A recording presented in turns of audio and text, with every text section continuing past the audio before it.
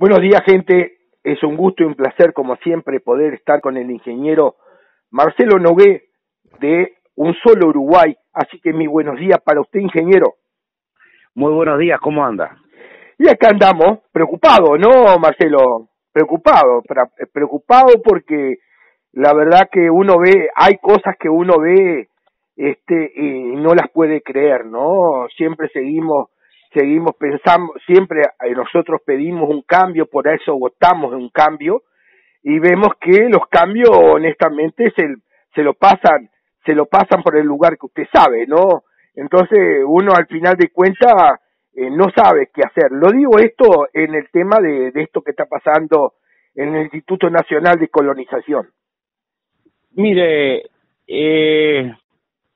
uno cuando empieza a hablar de algunos temas que justamente no son los cambios necesarios, muchas veces se escucha, recién van 2 meses, recién van 3 meses, recién van 4 meses, y uno en realidad lo que tiene que plantear es que los cambios se definen desde el día 1, y entre el nombramiento de las autoridades, la ley de urgente consideración y la ley de presupuesto que empieza ahora, en definitiva es donde se define la política de los 5 años. Es correcto. Por lo tanto, decir que hay que esperar 2 años o 3 años para ver qué es lo que hacen, es una trampa al solitario. Esto de colonización a nosotros como movimiento realmente nos impactó, porque nos parece que pasó de un límite muy grave.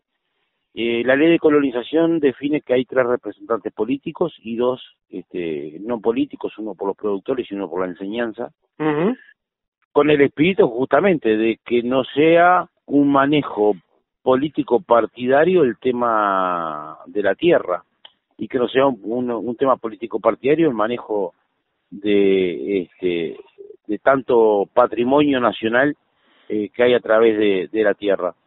Lo que ocurrió en estos días es que la definición del Poder Ejecutivo para ocupar estos 2 cargos, tanto de la educación como de los productores, fue por 2 personas que hasta hace 5 minutos eran representantes de la oposición en distintos organismos. En el caso de los productores, en el propio Colonización, y en el caso del cargo de la enseñanza, de una persona que estaba en una empresa pública como director de la oposición. Por lo tanto, lo que se genera es un directorio de 5 personas con 5 cargos políticos, 4 por el oficialismo o por la coalición, digamos, y 1 por la oposición, lo que le asegura al Poder Ejecutivo que las definiciones que necesitan 4 votos, que son las más pesadas, ya está asegurado, y que no necesitan negociar ni cuidarse de nada. Para nosotros eso es lo malo y lo feo que uno ve de todo esto, ¿no? Que se pasa por arriba, en definitiva, del espíritu de la ley. Ahora, yo lo que no entiendo es que se hace un movimiento desde del propio Instituto de Colonización para que más o menos se nombrara una persona representante de colonización, no político, y en este caso se había visto a este colono que es Andrés Brioso. Andrés Brioso, y quedó todo en el fondo del tacho como olvidado, ¿no, Marcelo? Sí, el nombre de Andrés, que es un productor lechero de Colonia, fue propuesto por entre 18 y 20 entre gremiales y organizaciones, entre lo que estaba en movimiento. Había otros nombres, uno propuesto por la Federación Rural, uno propuesto por la Asociación Nacional de Productores de Leche, otro propuesto por la Comisión Nacional de Fomento Rural, y bueno, en el caso de quien fue electo, fue propuesto por la ARU. Digamos, uno hubiese preferido que fuera Andrés Brioso, porque bueno, nosotros trabajamos para eso, pero ya te digo, para mí lo preocupante de todo esto es que de los 4 o 5 nombres que estaban propuestos, se elige al único que en realidad tiene actividad político-partidaria, que fue representante del Partido Nacional en Colonización. Lo que en realidad muestra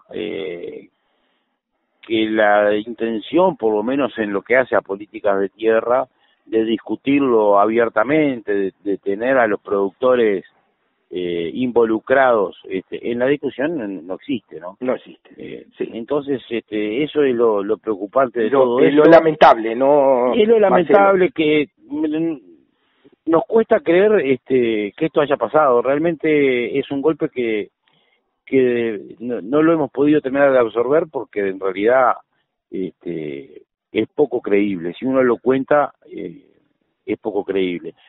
Como dicen, desde el punto de vista legal, y bueno, capaz que no hay nada para decir, ahí no tenemos mucha herramienta, puede haber algún problema ahí porque es un nombre que es elevado a nivel del Ejecutivo por parte del Ministerio de Ganadería, pero, y bueno, como todos saben, hay vínculo entre la persona designada y alguna de las autoridades del Ministerio, pero aunque legalmente no haya nada, éticamente es muy cuestionable, ¿no? es muy cuestionable, esa es la verdad, Marcelo. En las demás actividades que está hoy por hoy siempre un solo Uruguay, porque es luchando siempre por los derechos de la producción, porque no es el derecho de los productores, sino el derecho de la producción, ¿no, Marcelo?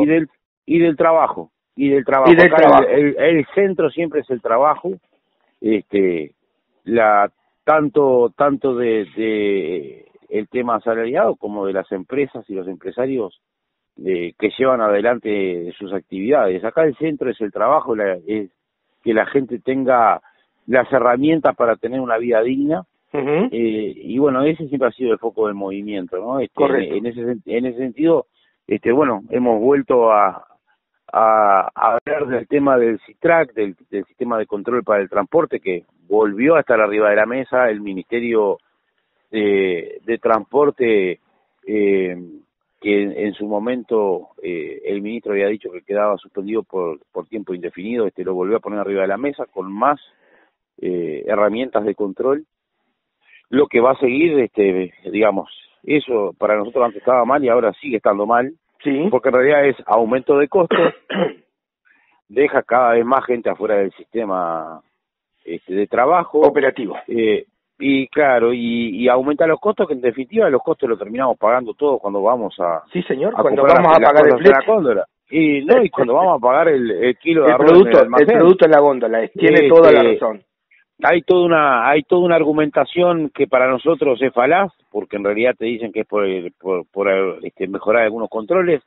Si ese es el argumento, que saquen todos los otros controles que existen, ¿no? Porque en definitiva, para el transporte hay 8 millones de controles, balanzas móviles, controles del ministerio, guías de carga, y todo eso son costos, es tiempo, son costos, es en definitiva agregarle más costos a la producción y al trabajo.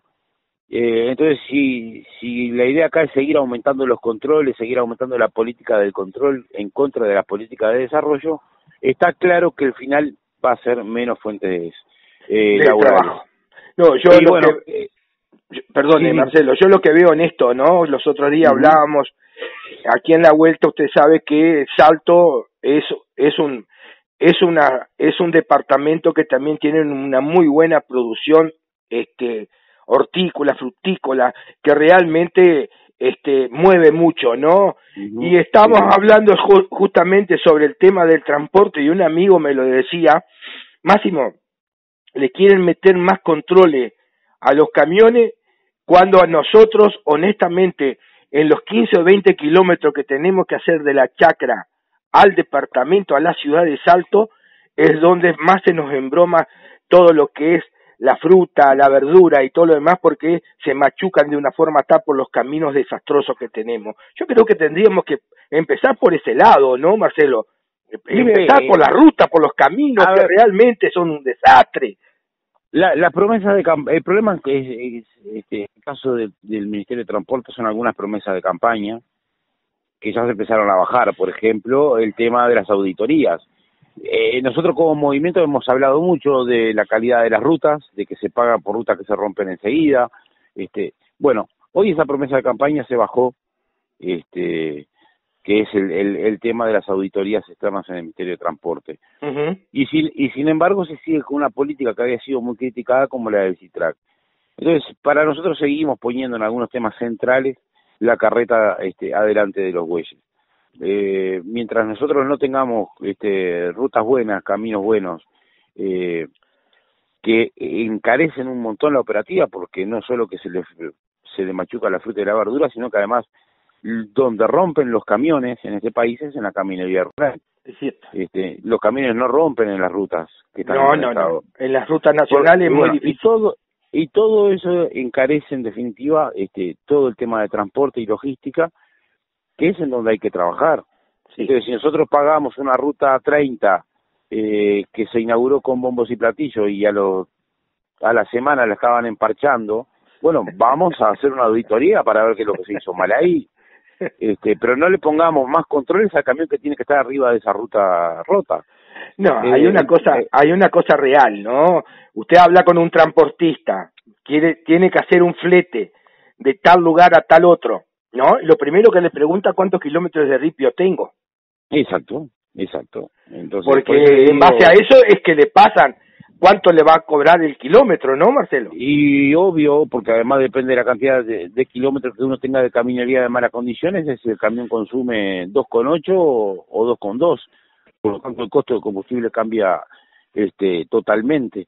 Por eso le digo, me parece que acá este tema se pone la carreta delante de los bueyes, se atenta contra el trabajo, se atenta contra las pequeñas empresas, y bueno, y hay que salir a decirlo de vuelta, y en ese sentido además estamos pidiendo, ya hace 15 días pedimos una audiencia, una reunión con la ministra de Economía para hablar del tema de endeudamiento, que es un tema que nadie habla, pero que en realidad es central y que está y va a frenar el arranque de los motores necesarios, porque la gente hoy no tiene capacidad de inversión, de reinvertir y de innovar. Debido al nivel de endeudamiento que existe, me parece que acá hay que definir una política que permita que este endeudamiento se pague en más largo plazo y con otras condiciones. Bueno, pero estamos esperando esa reunión también. O sea que nosotros seguimos trabajando en torno al tema trabajo y al tema del desarrollo de las empresas.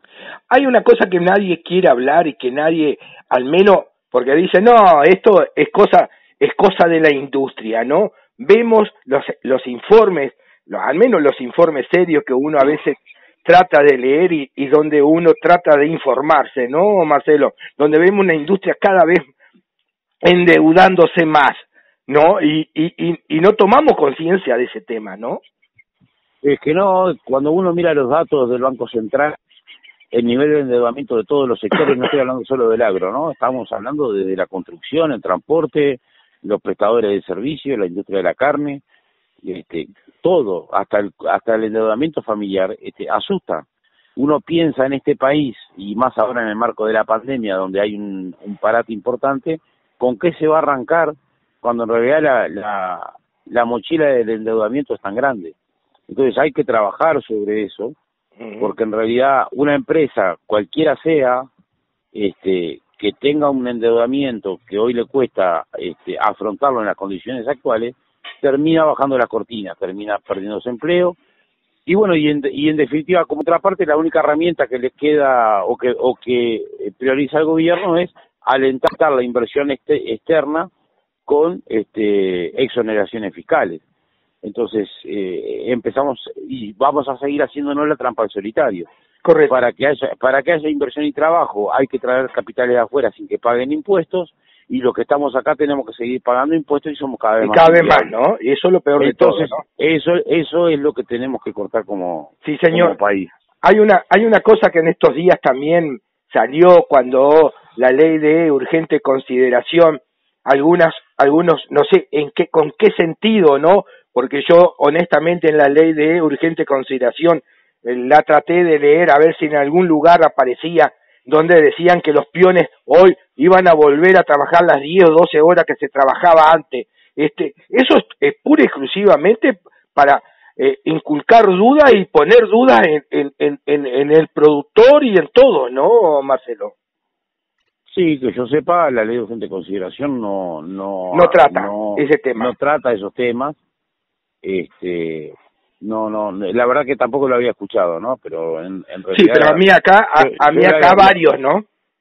Bueno, a ver, es que uno tiene que separar la paja del trigo, uno tiene que diferenciar lo que son los temas centrales. En realidad no, y los temas que en realidad se están considerando con lo que es los fuegos artificiales que generan los operadores políticos para generar dudas, visiones contrarias o a favor de un tema. Ese tema no se trató, para nosotros no está. No. Correcto. No. Marcelo, yo como siempre te agradezco, no te lo quiero hacer muy extenso porque realmente después siempre es bueno la nota de 10, 15 minutos, así que en cualquier momento nuevamente lo estaré molestando como hago siempre, y muchas gracias por estos minutos que le dio a Campo y Ciudad. Muchísimas gracias a usted y quedo a las órdenes. Gracias, que pase bien usted, ingeniero.